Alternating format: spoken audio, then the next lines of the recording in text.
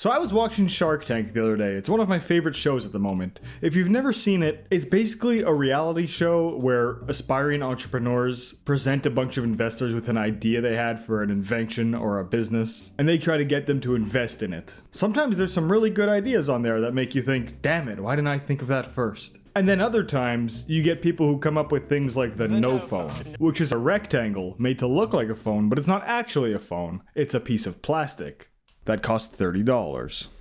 Sign me up, I'll take 12. I don't know about you guys, but I've actually come up with some ideas for inventions of my own in the past. Like sometimes I'll just be dealing with an annoying situation and I'll think, hey, someone should invent something that would solve this problem. For example, last summer I was in Greece for 2 weeks, and I had to keep putting on sunscreen every day, multiple times a day, so that I didn't come home looking like somebody had put me in an air fryer for 6 hours. But then at night the mosquitoes would come out and they were vicious, man. They'd come out of nowhere and be like, zzz. Damn, is that copper tone? That shit smells good. Don't mind if I do. Except, you know, they were Greek mosquitoes, so they said that in Greek. So then I thought, hey, how come nobody's made a 2-in-1 sunscreen and mosquito repellent? That way, when you're somewhere that's both hot and has a lot of mosquitoes, like, I don't know, anywhere in this general area, you can protect your skin from the sun and protect your blood from the mosquitoes at the same time. It's a good idea, right? And then I looked it up and found out that actually that already does exist. Another time, more recently, I was scrolling through some videos on Instagram Reels, which I spend way too much time doing, by the way. Maybe I actually do need a no phone so I can just start a piece of plastic instead. Anyway, I was watching one of those nostalgia bait videos. I'm sure you've seen some of them. I feel like I can't open the app anymore without getting a bunch of videos of some photos taken on like a sunny day with a digital camera with the sound of a mourning dove in the background, with some dumbass text on top like 2005 core or something. But one thing that stands out about those videos is that the colors are always so vibrant. They're so saturated and bright, which is supposed to make you feel nostalgic. Because as a kid, when you were young, colors always looked brighter in the world. Which is actually a real thing, by the way. Apparently, as we get older, our eyes become yellower over time from absorbing UV rays as a way to protect the retina. That's why you remember the world looking much more colorful and saturated when you're under the age of like 10. So I had an idea for a genius invention. Like just a pair of glasses or sunglasses that have special lenses that increase the saturation of colors. So when you look around, the colors of the world are brighter and more vibrant. Like when you were young. I thought it was a great idea. And then I looked it up and I found out that, yeah, they already do exist. And they cost like $40 million. I've probably lost 2 pairs of sunglasses per year on average every year of my life. I am not spending that much money on color enhancing sunglasses just so I can accidentally leave them on the roof of my car and drive down the highway so they go flying off like 2 months after I buy them. I'll pass, thanks. All that to say is just that nowadays it's pretty hard to actually come up with an original invention idea. Every time you do come up with something, chances are somebody's already thought of it and invented it. I think we were all just born too late in history. I would have done great like 1,000 years ago. I'd just walk into the village and be like, hey guys, I invented this thing. It's called a fork. It lets you eat things without using your hands. And since nobody washes their hands, it would probably help us die less from horrible diseases. Come get your own, everybody come get one. It's 1 gold coin each. And then I'd be rich and live a happy, wealthy life until I die at the ripe old age of 35. Wait, they invented forks like 4,000 years ago? Damn it, you see what I mean? Like, somebody always thinks of it first. I'd have to go back to like caveman times to come up with something original. Like just tie a stick to a rock or something. I'd be like, oh, look what me make. Me make stick with rock. Me call it stick with rock. It for hit things with. Then I'd be the richest caveman ever, which I guess now that I think about it, they didn't use money back then, so that'd be kind of useless. Anyway, all this got me thinking about what some of the just straight up worst inventions are that people came up with throughout history. Some of these are dumb, others are legitimately dangerous, and we should be really happy that they didn't catch on. So let me show you some of them, and I'll also rank them on this tier list that I made because this is a YouTube video, and God forbid I just talk about things like a normal person without putting it on a brightly colored chart. And I'm pretty sure I'm legally required to make a tier list at some point, or I can't call myself a YouTuber anymore. It's part of my contract. Baby cage. First up is the baby cage. Yeah, this is a real thing that existed at some point. In the early 1900s, tuberculosis was a serious epidemic to the point where it actually wiped out about 1/4 of the entire population of Europe. Which, that's an insane thing to even think about. Can you imagine a disease wiping out 1/4 of a whole continent? I mean, COVID had like a 1% death rate and the entire world shut down for like 2 years. I seriously think if a disease like tuberculosis ever came back again today, it would just send us back to the Stone Age. But then again, maybe not, because people back then didn't even know what germs were. So people were just coughing and sneezing on each other all day long. And then they'd get TB and they'd go to the doctor and the doctor would be like, no, man, you got evil blood or something. The devil's in your blood. We need to drain it. Like, all of it. We gotta just get rid of all the blood. I don't know. I'm drunk as hell. And then they do open surgery on you without gloves. So you just get more tuberculosis. Anyway, one thing that they thought would help limit the spread of the disease was fresh air, which isn't a bad theory, I guess. Like if you're stuck in a closed room with a bunch of people, you're more likely to get sick than if you're somewhere with open windows and like proper ventilation. So the obvious solution is to create a baby cage to hang outside windows that people could put their babies in. That way the baby could get fresh air. I, for one, see no way that this could go wrong. I mean, why not leave your baby in a cage outside your very high up apartment building window? What's the worst that could happen? Surprisingly enough, people didn't see this and immediately say, no thanks, my baby's not an air conditioner, so I'm not gonna leave it hanging out of my window. No, these things were actually popular, especially for people who lived in apartments. I guess they thought a good way for their baby to get fresh air without actually going outside was to just put them in a cage. You know, like a bird. I also love how it says, some designs incorporated roofs in order to shield the child from snow, rain, or debris dropped from above. Some designs. If you didn't buy the premium baby cage, you just had to hope that your upstairs neighbor didn't toss their used cigarette butts out the window, because otherwise it was landing on your baby's head. Actually, speaking of cigarettes, I wouldn't be surprised if these cages actually had a net benefit for babies at the time, since literally everybody smoked like 100 cigarettes a day back then. Leaving the babies hanging out the window probably saved a lot of them from health problems related to secondhand smoke. So maybe it's not all bad. I'm putting the baby cage in E tier. Parachute coat. The next invention is the parachute coat. Now, some of you may have heard me say the name of this and already gotten ahead of me and realized why this was a bad invention. But let me just tell you the full story, okay? Because it's sad, but kind of hilariously sad. So this dude's name is Franz Reichelt. He lived at a time before there were any parachutes that would work well for low altitude flights. So regular parachutes existed, but they took too long to deploy, so they wouldn't work for planes that were flying at a low altitude. So he saw that there were a lot of, fatal aviation accidents as a result of this, and he decided that he would invent a suit that could work as a parachute. That way it wouldn't have to be deployed at all. You could just kind of open your arms like a flying squirrel and glide down to earth. That sounds like a good idea, right? Well, he tried it a couple times with dummies. He'd literally just put the suit on dummies and yeet them off of like high places and see if the parachute suit would actually slow down their fall. And no, they didn't do that at all. The prototypes didn't work. The dummies just kind of plummeted to the ground like a sack of heavy potatoes. Actually, I don't think they had like car crash dummies back then, so they may have literally been made of like sacks of potatoes for all I know. But yeah, the tests didn't work, and I think it might have had this is just a guess, I think it might have had something to do with the fact that the suit weighed 150 pounds. That seems a bit heavy for something that's supposed to slow your fall. Something tells me all it did was make you fall twice as fast and hit the ground twice as hard. Anyway, he kept trying and failing to get the test parachutes to work, and eventually he just decided, fuck it, I'm just gonna throw one of these off the Eiffel Tower. Yeah, apparently he thought the reason the parachutes weren't working was because he wasn't dropping the dummies from high up enough. So he asked the government for permission to go up to the Eiffel Tower and throw off one of the dummies for his test. And the government said no. And then he said, please?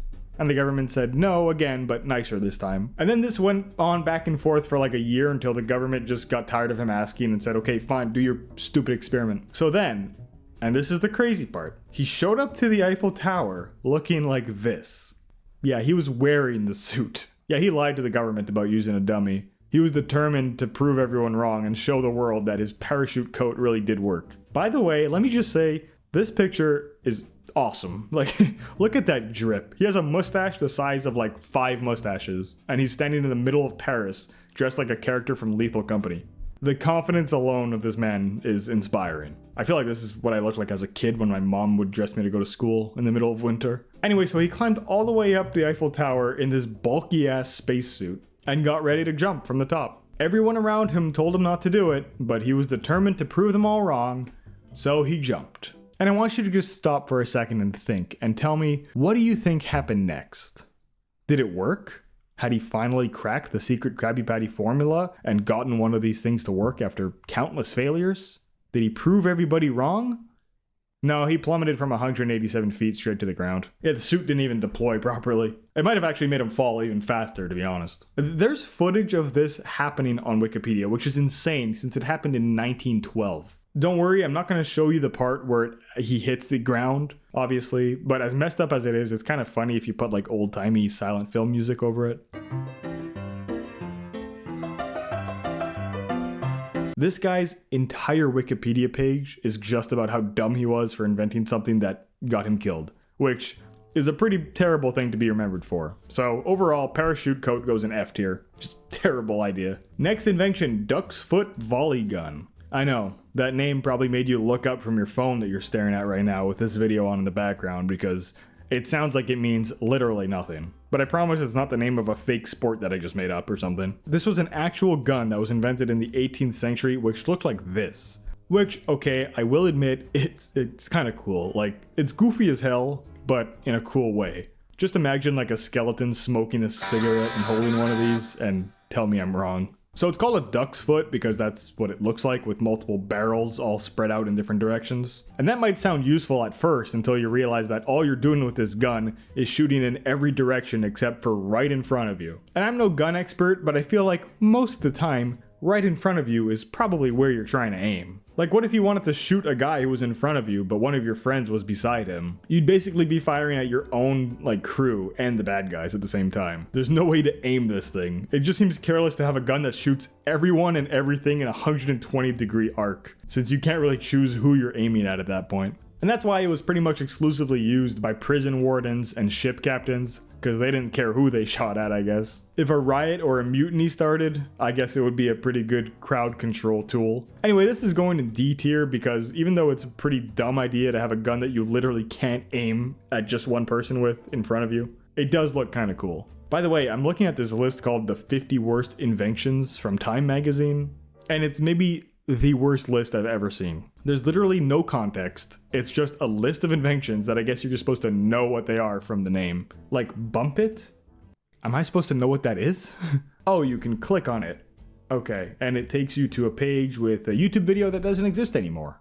Awesome. How about this one? Subprime mortgages. Yeah, you know, subprime mortgages. A loan that is meant to be offered to prospective borrowers with impaired credit scores. Oh yeah, fucking awesome, dude. Let me talk about that thrilling topic for the next 10 minutes. I'm sure I won't see my viewer retention rate take a friggin' nosedive. Guys, I gotta say, subprime mortgages are pretty cringe. F tier. Next up, tanning beds. Jumping forward a little bit in history here, we have tanning beds. Remember in the intro when I said I had to wear sunscreen so I didn't look like I'd been left in an air fryer for like 6 hours? Well, some people do that on purpose. Tanning beds first became popular in the late 70s and early 80s, when having a tan suddenly became like the peak of beauty. Before that, like a long time ago, having a tan just meant that you were like a farmer or something who worked out in the field and got sun all day. So people would see somebody that has a tan and would be like, ew, peasant or something. But then all of that changed and suddenly having a tan was like a cool thing. So instead of just going outside like normal people, for some reason people started paying money to make themselves into a rotisserie chicken, basically. Very cool. Everyone loved it.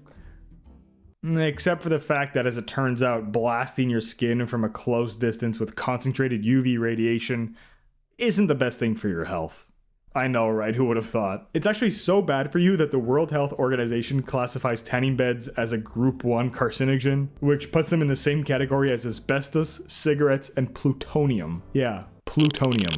So tanning beds are basically like slow cookers for humans. And despite the fact that we know they're a way to like speedrun getting cancer, they still have them at gyms and spas all over the place. Seriously, how are they not outlawed by now? What are we doing? I've seen people use these at my gym. Like regularly, in the middle of summer. The sun is out. Just go outside and get sun. It'll do the same thing. But I guess why spend time outside getting sun when you can just sit in the glowing microwave and pretend you're getting sunlight for real? That's the good stuff. All the UV rays and cancer with none of the vitamin D, baby. Sounds like a good choice to me. F tier. These things suck. Not even ironically, they're just straight up dangerous and stupid. Pop-up ads, next invention. Imagine inventing something so bad that you actually have to publicly apologize for inventing it years later. Imagine that being your legacy. That's the case for one Ethan Zuckerman, who invented the pop-up ad in the mid-90s. Now, judging by my channel analytics, many of you are probably too young to have ever experienced pop-up ads. My analytics also say that 93.2% of you are not subscribed to the channel, so if you could go ahead and just smash that motherfucking subscribe button. That would mean a lot to me. Thank you. Basically, this guy was working at tripod.com, which was like a website in the mid-90s, and he saw a problem that needed to be fixed. Advertisers were getting upset because their ads were appearing on pages that they didn't want associated with their brands. Like, imagine an ad for Heinz ketchup appearing on an article about why eating hot dogs is like as healthy as eating 50 cigarettes a day or whatever. They'd be pretty upset about that, I think. So Zuckerman thought, hey, what if the ads weren't on the page themselves, but instead opened in a whole separate window? So he wrote the code for what would become pop-up ads. And the internet basically became like navigating a minefield. You couldn't go anywhere on the internet back then without having windows popping up telling you like you want a free iPod Touch, or trying to sell you suspicious pills, or just straight up showing you pictures of naked people, which is usually great, except when you're like 10 years old and you're just trying to play Club Penguin on Miniclip. The worst pop-up ads were the ones that wouldn't even appear like on top of what you were looking at. They would appear in the background. So when you'd close your Internet Explorer tab, there would be like 5 surprise windows hiding behind it with all that black market stuff just waiting for you to click on it by accident. Thankfully, pop-up ads are mostly a thing of the past now, since internet browsers started automatically blocking them. But imagine if they never went away. Imagine if you're just trying to watch a YouTube video, maybe a Wolfgang YouTube video, and on top of like the 5 30-second unskippable ads at the beginning, you also had pop-up windows telling you that your computer has a virus and you need to download their virus in order to get rid of the other virus. Keep in mind, nowadays people are much more like aware of scams on the internet, but back then, this was like the Wild West of the internet days. People actually fell for this stuff. They'd see a big window pop up saying like, you want a free car or whatever, and they would actually click on it. So this guy was pretty much indirectly responsible for a lot of people getting viruses on their family computers and probably losing a lot of money too from scams. So eventually Zuckerman actually came out and apologized publicly. He was like, hey, sorry for pretty much destroying the experience of using the internet for like the entire world for a few years. Oops. My bad, I didn't know that that would happen. Which, I don't buy that personally. Like, I get that this was a more innocent time. The internet was like a happy, fun, new place. It was, you know. But there's no way you can write a code that literally makes ads pop up all over your screen without your consent and not realize that maybe that could be used in some not great ways. Doesn't exactly seem like the most harmless invention to me, but anyway. These are going in F tier. Next invention, pet spa. I don't think I can even describe what this is to you. I think I just have to show you this video. Ignore the fact that it looks like it was filmed on a TI-83 calculator that somebody ran over with their car like 45 times. It's from 2008, okay? Give it a break. We're used to washing machines for laundry, dirty dishes, and cars, but a washing machine for pets? Yeah, it's, today's instant society. We want fast food, we want dogs wash fast, and we don't want to do it. And so, dog owner John Starr puts Boomer in the pet spa. As the spray hits from the top, bottom, and all 3 sides, Boomer settles in for a good cleaning. Yeah, it's a washing machine for animals. Look at that poor dog. The narrator said he was settled in for a good wash. I don't think he's settled in at all. I think he's very unsettled, actually. Look at that, it's just blasting them with water at high speeds. Is that really necessary? How dirty are your pets? Do you need to pressure wash your dog like it's a Honda Civic? People couldn't be happier to put their dog or cat in the machine, start the process, and then run across the street for coffee. What happened to just a normal bath? And look, I get it, some dogs hate baths. My dog doesn't like to take a bath. But you know what dogs probably like even less? Being sealed in a giant dishwasher with water and soap blasting them from all fucking angles. And the guy is just standing there watching his dog like he's watching his laundry spin in the machine. This one is literally clawing at the door to escape. Look at him. Ah, he loves it. He's perfectly settled in for a nice wash. Look at that, he's loving it. I also really like how the audio is so out of sync with the video that it creates moments like this. We've never had to stop the machine and take an animal out because they just were too stressed out or not able to cope. Anyone knows grooming a cat isn't easy. This one is named Oliver. So when you... Yeah, that guy's the cat, I guess. I'd love it if the next shot was him actually in the machine getting washed like a cat. Wait, what the hell? It's a gentle spray. It feels good. It costs from $12 to $15 per... That was weird. Maybe this guy just invented the machine for himself. He seemed to like that. Maybe he just said, you know, I'm tired of having to take long showers. Let me just build a machine that pressure washes me like a car in like 10 seconds and get it done with. Then he realized, oh, I could charge people with this like to wash their pets. I don't know, he seemed pretty happy in there to me. Pretty settled in. This one is going in D tier. I see the vision, but there's no chance in hell I'd ever put my pet in there. Isn't that right, Chester? That's what I thought. Yeah, his name is Chester the Chunky Chicken, by the way. I had like a contest to see who could come up with the best name for him, and Brendan Huber 4142, you won.